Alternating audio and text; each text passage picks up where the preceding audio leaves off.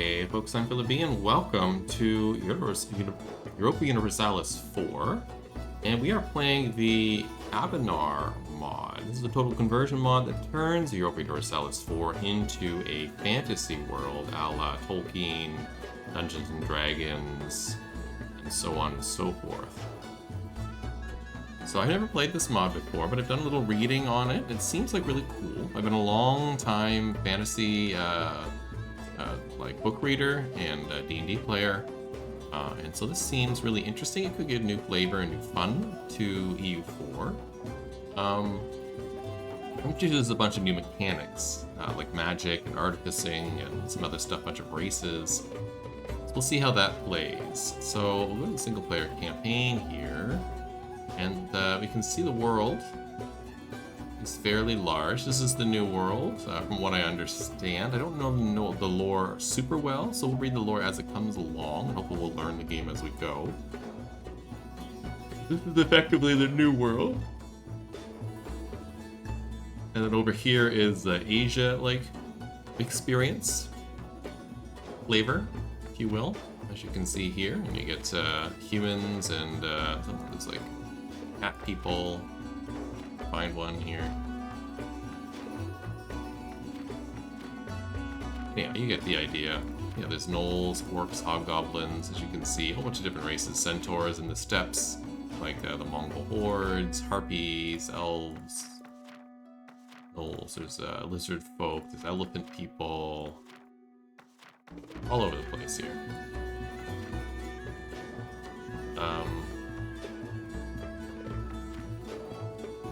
Yeah. I'm not 100% sure what I want to play as halflings, which I'm considering this nation, BPEC. I think I want to play a nation called the New Wanderers. So make sure that this is on. It is, okay. It's called the New Wanderers. Reason that didn't work.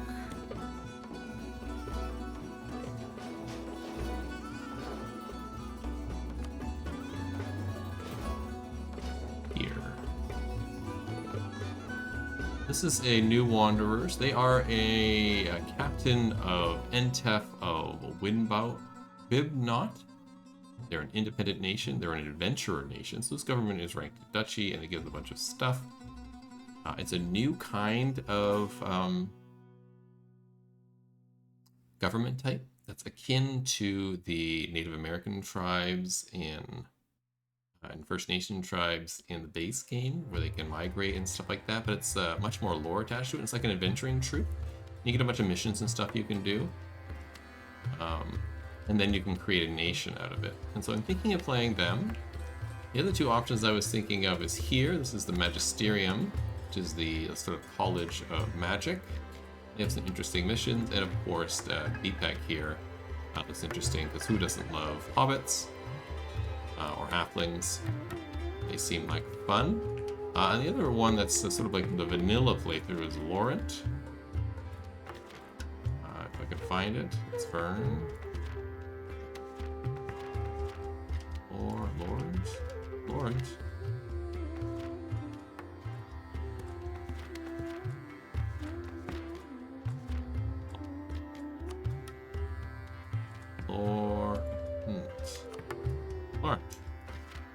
On the other side, that's all. Who seems interesting, and they're described as like the France or Spain playthrough, Great British playthrough, English playthrough in the base game.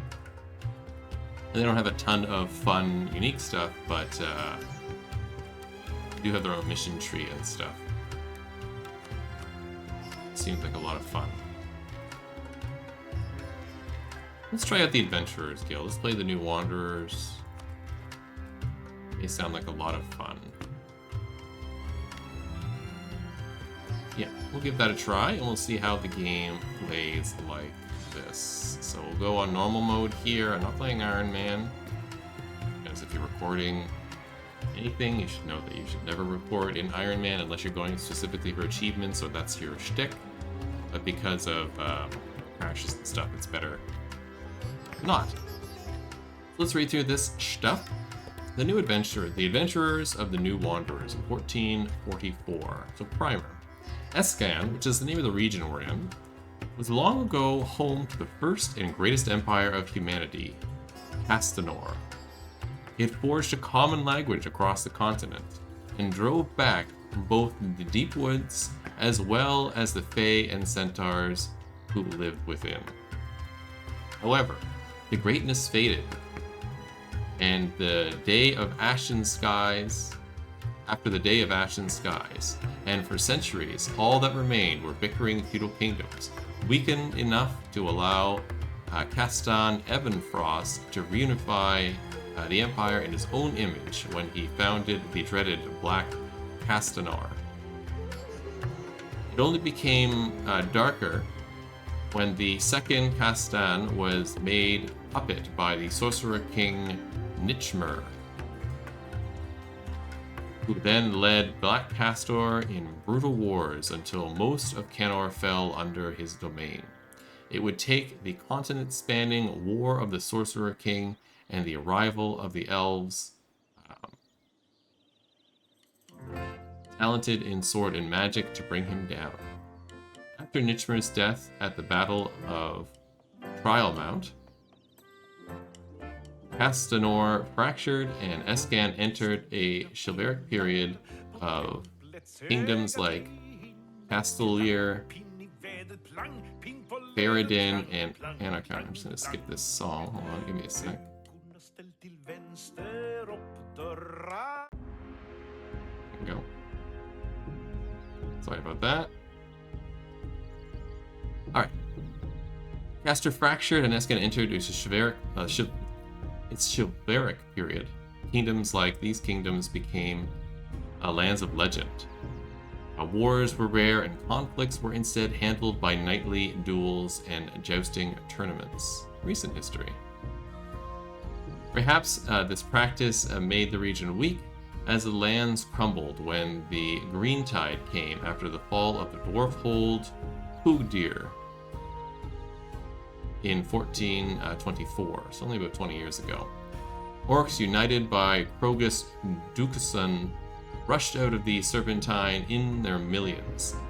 Castellir was first to fall, and its white walls worthless against this threat from a new direction.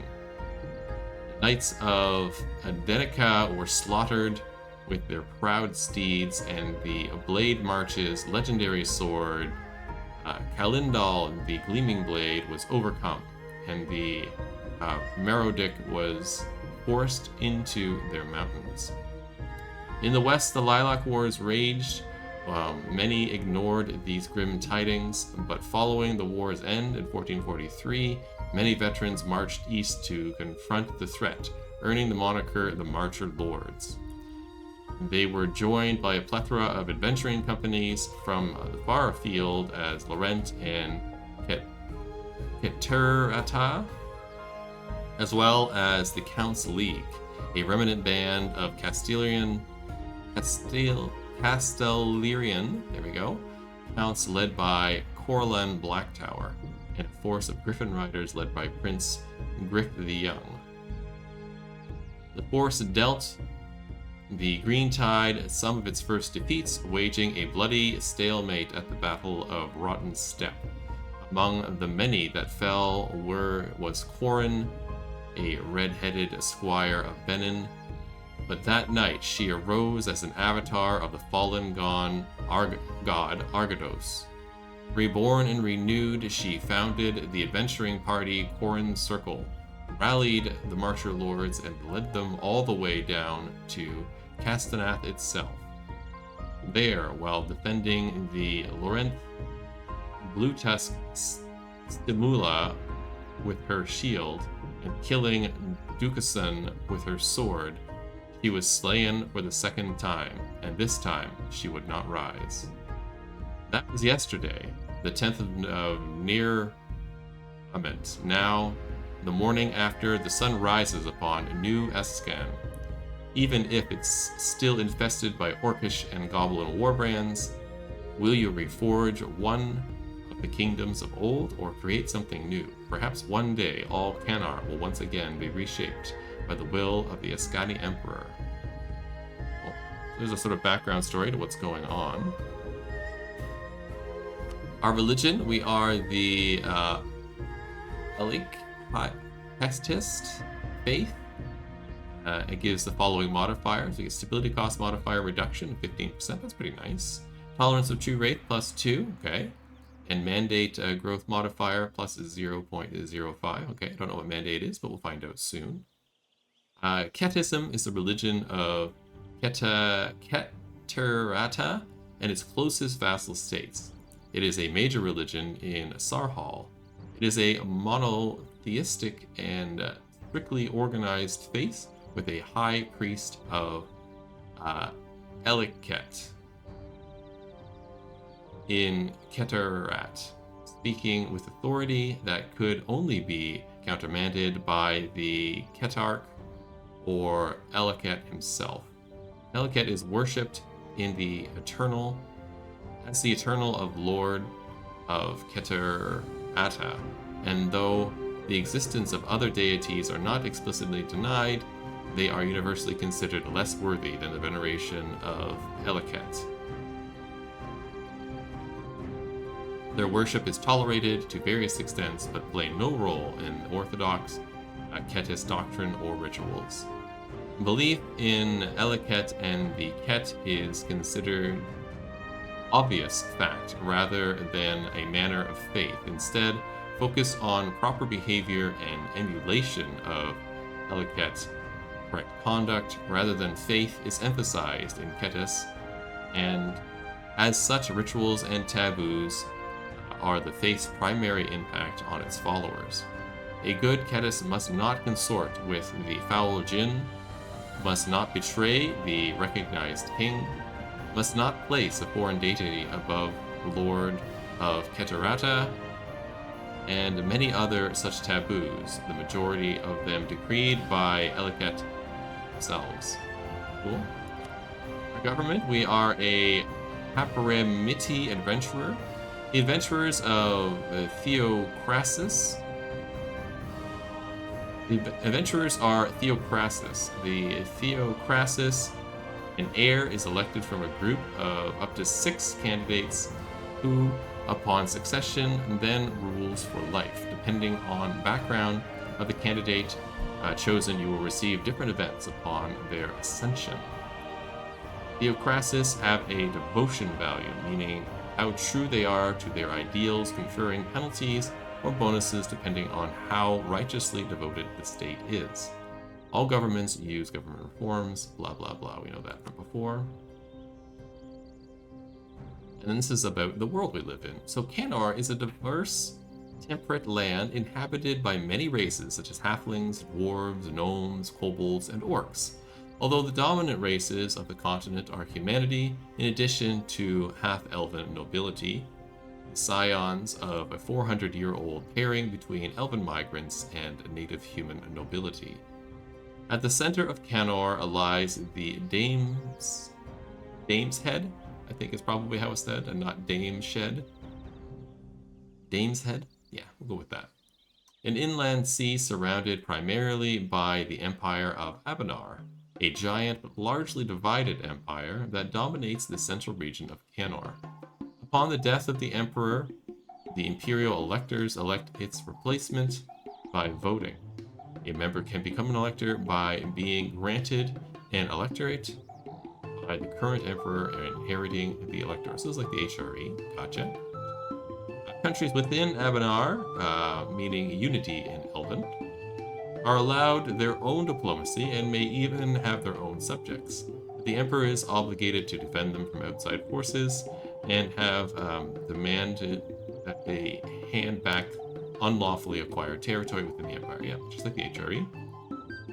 While the authority of the empire is currently low and may change if the emperor can strengthen his hold on the imperial reforms, the emperor can bestow in free cities and republics and blah blah blah. This is all the text from the base game we know and love. So we'll keep all the regions enabled, but I do like that you can turn them on and off. believe they're all on. Yeah, we'll go back to main. And then Great Conquerors, it was recommended not to do these or any of these. Just stick with normal mode for your first run through, so we'll do that. We'll leave the achievements on. I have no idea what this will do. We'll leave it alone. We'll start. So here we are. We are right here. This is us. This is our fun sprite. We are the new Wanderers. We have a fun little crook or sickle or whatever you want to call it symbol. What do we have going on? We have too few rivals. We can have some free advisors. We have decisions that we can do, and we can interact with people. Okay, so let's start with this one. What are the decisions we can do? We can make a captain a war wizard, or open the ruler's magic menu. Let's open the magic menu and take a look, because this is new to the game. Alright, so this is the magic menu. I did do a little bit of poking around before we started the series, so I've seen this screen before, but I am by no means an expert of it or well versed with how it works. So it looks like there are 3, 6, 8 schools of magic. 2, 4, 6, 8, yeah. 8 schools of magic. And it looks like our captain is talented in 1, 2, 3, 4, 5 of them. Conjuration, enchantment, illusion, evocation, and transmutation. And proficient in divination, abjuration, and necromancy. And it looks like we can cast spells by clicking on these. So if we just do, I don't know, the illusion spell, for instance. School of Illusion deals with spells that alter perceptions and create false images and sounds, such as altering one's appearance or creating colorful displays. Mages who focus on this school are called illusionists. School Mastery is talented. Magic study. No, it looks like we can gain XP by studying magic. Yeah, and we can increase our skill with a particular school. That sounds fun. Then we can cast these various spells here. So the one that we can cast right now is Illusionary Marbles 1. Base level illusion relies on creating colors and sparks out of thin air. Some mages take this as an art form in and of itself, creating magical light shows and performances that can rival even the most advanced Alessi firework displays. So it gains us 2 prestige, but we lose 10 military power. Interesting. A bunch of spells here. I don't think we're going to cast this spell at the moment, but it is cool to know. And then if we make you a wizard, what happens? The general status of our ruler will be greatly influenced by martial stats of Entef. Okay. Take a look at our leader, Captain Entef of Wibnot. 3 administration, 6 diplomacy, 4 martial. Not bad leader. 13 overall. You gotta remember these are out of an 18 total, 666 across the board. They're well advised, so we get extra advisors choices. They are charismatic negotiators, so we have better diplomatic reputation. And they are powerful mage, so we get yearly devotion +1. They recruit female generals. Cool. All for equality of the genders. Equal absolutism. Their yearly absolutism +0.5. Don't know what that means, but sure. Average monarch lifespan is increased by 25%, and reasons to elect is +25. This ruler is a powerful mage. They have a natural way with the ways of the arcane, far greater than any normal mortal. This allows them to learn powers that, even by themselves, can shake the foundation of the world. AI ruler with powerful age would desire any neighboring land possible and more likely to start wars. Interesting. And then we can get some advisors. How much money are we making around? We're losing 34. Okay. This is our government. What is this? Adventure Unity. We lose 0.12 Adventure Unity each month, down to a minimum of 0. Because we're at peace, we're losing 0.1. In a number of provinces, we are losing 0.02. Maximum power of Adventure Unity has the following effects. It gives me a flat 27 ducats per month, or per year, sorry. Manpower recovery speed +20%, and land maintenance modifier -20%. So it sounds like that's something we do want to increase. We can promote adventurer unity. It's interesting that this suddenly blinked into existence. I don't know what this is. Okay. We can promote adventurer unity, lose military power, and gain 10. Alright. We have one accepted culture, which is us. Looks like we can tolerate races. Right now, none are tolerated except for humans, or the primary race. Maybe we can play with that later. We have no modifiers. We currently have reclaim as the reclamation of an Escans's belly on Vernamoth and the Grasshopper Munchers. There and there. Okay. Don't know what that means, but maybe we can go beat them up. Let's pick some rivals. So can I pick these two? Yeah, Vernamoth.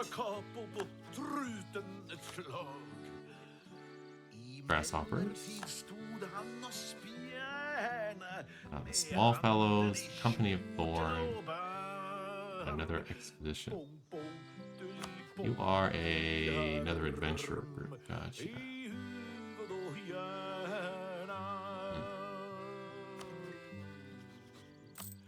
Okay. Our income is not great. This all looks the same as the base game. Except for harbor fees. I don't think that was there. Is it in the base game? I don't remember. Generally looks the same. All these buttons look the same, so this probably runs the same.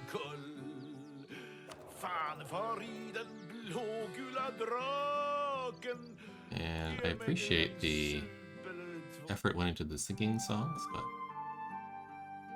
I don't like people's words over top of mine. Okay. Trade here, this looks roughly the same as well. One trained node, okay. Tech looks relatively the same, although I'm sure things have changed a bit as the tech goes up. The feudalism stage right now. These all look the same. This is our adventurer idea, so right now we get 10% land maintenance modifier reduction and less land attrition. We may recruit female generals. Allows recruitment of explorers and conquistadors. When we have gained all of the adventure ideas, we will also gain manpower recovery speed of +10. We get call for the adventure. Our companies were founded amidst the turmoil and conflict of the Green Tide. As the desperate war rages on, herds of hayseeds continue to answer the call in search of fame and fortune. We get manpower modifier. Well, Escan of yore has never been as prosperous as the rest of Canor. The Green Tide took a devastating toll on the region's resources. If Escan can be our new home, we must invite settlers into the damage and rebuild what was once lost. We get tribal development growth. We have stood the last line of defense for the apathetic Canor, preoccupied with the petty family feuds of the Lilac Wars. This martial legacy lives on in the rugged folk in this rugged land. We get less war exhaustion and increased reduced cultural conversion cost. Though unorthodox, our adventurers' fighting spirit has proven unmatched, and years of conflict hardened them into a military force envied around the world. So we get moral army +10. Though an era may be over, the legacy of great heroes like the divine Corin and the mighty Blutusk live on in legend. Let us emulate their deeds. We get land leader shock +10.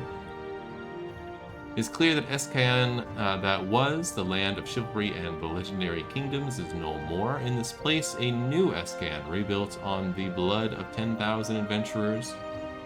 We must stake our true claim in this land and become the true inheritors of Escan, not as the rabble we are now, but as a true nation-state. We get reform, progress, growth. And people from all walks of life. Unlike other nations, our war bands were formed from peoples from diverse backgrounds. Corin herself rode with half-orcs, dwarves, elves, and gnomes. So long as one is willing to serve, one is welcome among us. Hermetic and heathen provinces do not give any states. I like that. Good. That's our ideas. We get stuff here, which, although there are some missing, looks exactly the same as base game, so that's cool. Here's our mission tree. We'll take a look at that in just a second. Just finish out this. This all looks the same. Here's our faith. It looks like, yeah, we can add devotion. I don't have any points at the moment. Port maintenance, production efficiency, tolerance of heathens. How many points do I have? Say?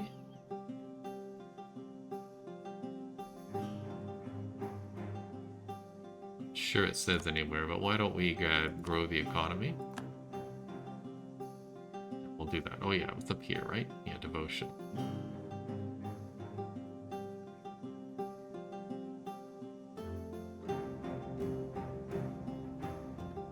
Okay. We get monthly administrative power, monthly military power.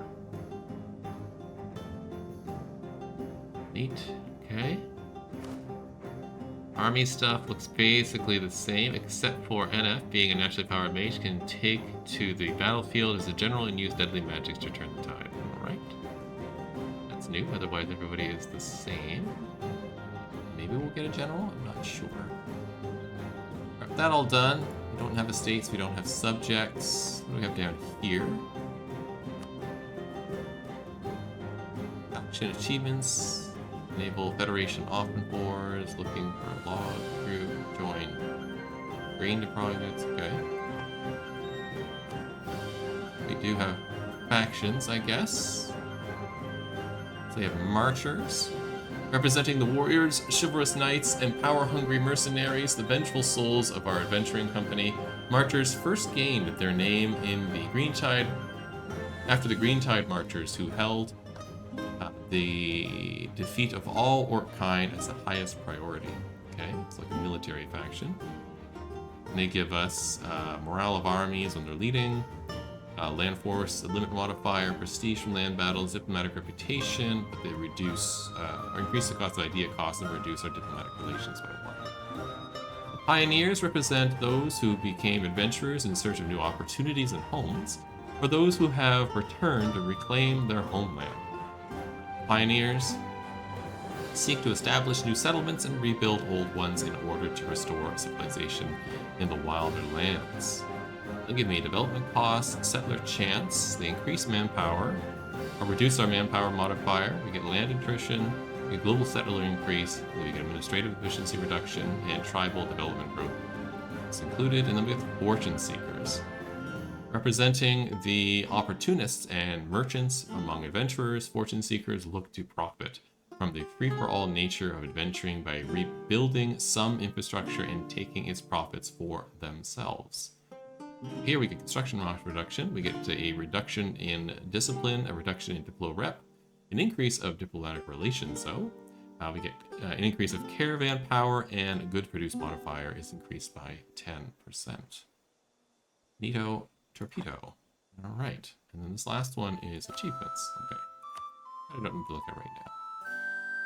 So we got Alcos the Vigilant as one of our people. We got 2 merchants. One's free.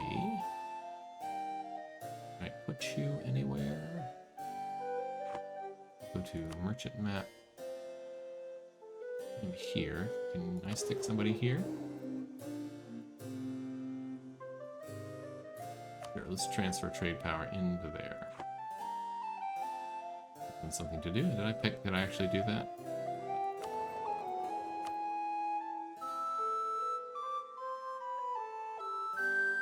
Midla is ready. Here. That's settled. Back to this map. We have an 8,000 army of just spears and a couple of horses. Gotcha. Alright, let's take a look at this mission tree. What's the interactions here? Looking for remote unity. Okay. Leave that for now. Guess I'll leave that for now. I'll leave that for now. Let's look at the mission tree. Help us determine what we want to do. Not a huge mission tree, but it looks fun. Settling Escan. As we begin to reclaim and resettle, I'm just going to read the ones that are lit up.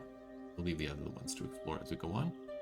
As we begin to reclaim and resettle these lands from the orcs, our capital attracts people far and wide to this safe bastion in the green tide. We can complete this mission when we reach 150 development. Administration power is 150, and we have not enacted government reform adventuring company. Gives us a whole bunch of stuff. Okay, that's going to be a little ways off. The Adventurer Army. Total army size is 75% of the force limit. We can do that. While we are heavily reliant on the average adventurers for resettling the land, we do need a group of adventurers who can trust and always be ready to defend our borders and push back the orcs. So if we get this, we get organized adventurers for 20 years, giving me morale of armies and monthly adventuring unity of 0.05. We'll do that shortly. Successful adventurers. Our successes in Escan have made other adventurers talk about us, and as we know from adventurers, it is not about who you are, but what you have achieved. We need 80 prestige, and if we do that, we gain Diplorat for 50 years. Not alone. Any Federation member, we get plus 200. Opinion. We are not the only ones fighting the orcs in Escan, and since we have a common threat in lots of free land, we have clear reasons to work together. Gain some Diplo power. Middle Allen, New Wanderers have 33% more trade power. Okay. For provinces, at least 8. Okay, and we get gems.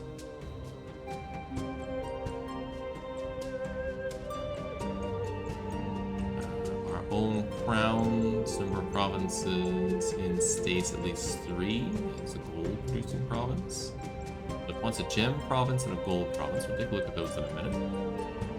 Grain provinces, iron provinces. That's everything here. Consolidating our gains.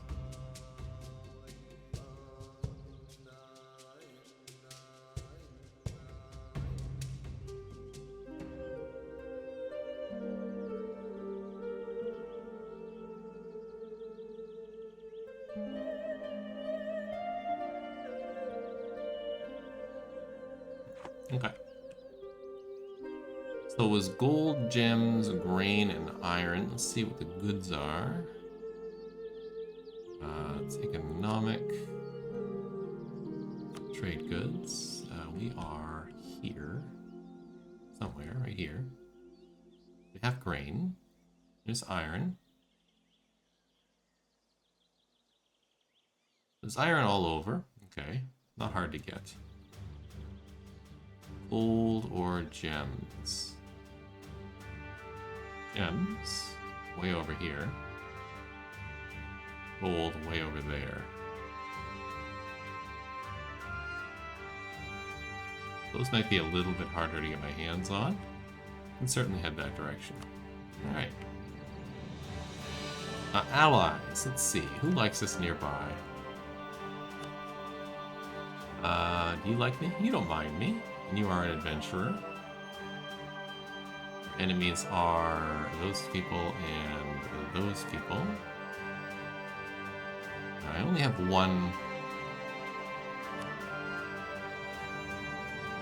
group, so leave that alone. These people don't like me. You don't like me. You like me.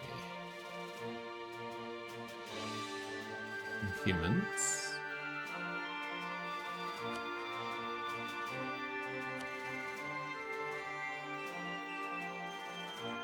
Sure. We invite you into a federation? Sounds good. Alright. Let one day go by.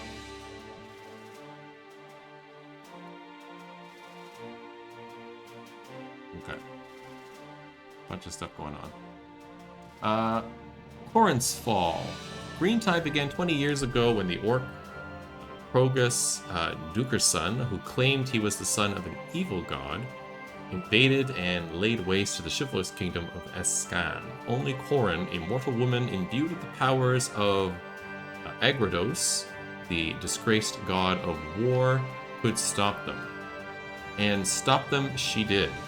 And with her followers, she united the marches and adventurers in Escan into a single force of good, stopping the invasion of western Kenor dead in its tracks. Yesterday, on the 11th day of the month of Neramet, Krogus Dukason was slain by the heroine Corin at the city of Castonath. But in return, she too lost her life. Corin is dead, but so too is Korgus. So now it is up to the rest of us to follow her legacy and begin the end of the Green Tide once and for all. So we gain 50 adventure unity. The new Wanderers get victorious Green Tide until 3 years from now, giving me total tribal development growth +1. Sounds great. And we need an heir. We currently have no designated heir to our captain. We have several to pick from. A skilled adventurer captain. Okay. A powerful marcher. Marchers gain influence. Pioneers gain influence. The fortune seekers gain influence.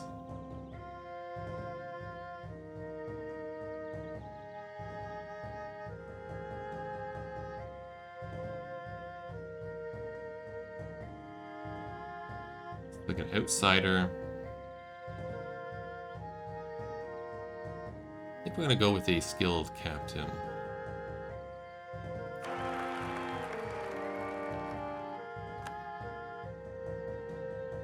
Neferu. That's good. I think it takes us to the end of the sort of initial setup of this. So this is Anbennar. We are going to play the New Wanderers. If you're excited for Anbennar, if you've played this before, leave a comment down below. Be sure to like and subscribe to the channel. It really helps out a new series on the channel, especially getting new eyeballs on this. The algorithm loves it when you do that, so please do. Otherwise, we'll continue this adventure for a little while and see where this mod takes us in EU4. Hope you're having yourself a wonderful day, and I'll see you in the next one. Bye.